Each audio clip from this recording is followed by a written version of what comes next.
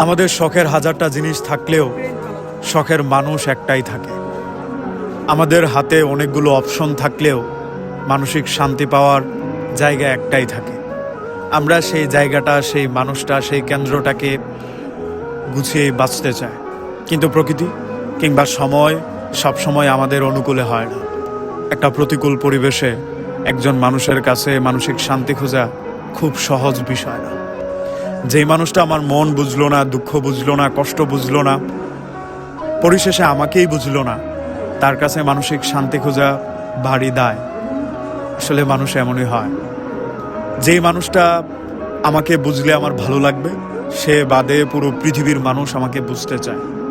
দুঃখের বিষয় হলো সেই মানুষটাই আমাকে বুঝতে চায় না। এমনটাই হয়। ধরেন আর এই পুরো পৃথিবীতে কারোর সাথেই আপনার কোনো দ্বন্দ্ব নেই, কোনো মানুষের সাথেই আপনার ঝামেলা নেই, সব মানুষ আপনার নেগোসিয়েশনে, কিন্তু সেই মানুষটা একেবারে উগ্র মেজাজে।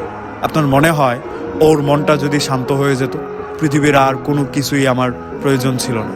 পৃথিবী পুরোটা উল্টে গেলেও সে ঠিক থাকলে আমার কোনো সমস্যা ছিল না। কিন্তু আদতে এই জায়গাটাই হয় না, এই মানুষটাই ঠিক হয় না, এই মানুষটাই আমাদের ফেভারে আসে না। ওই জায়গাটাই আমাদের জন্য ফ্লেক্সিবল হয় না, যেই জায়গাটাতেই আমরা মানসিক শান্তি পাই। তাই সব সময় সব জায়গায় সব মানুষ আমাদের হবে, আমাদের অনুকূলে হবে, আমাদের মানসিক শান্তির কারণ হবে, বিষয়টা জরুরি না। তাই আপনি যেমন তেমন করেই বাঁচতে শিখুন।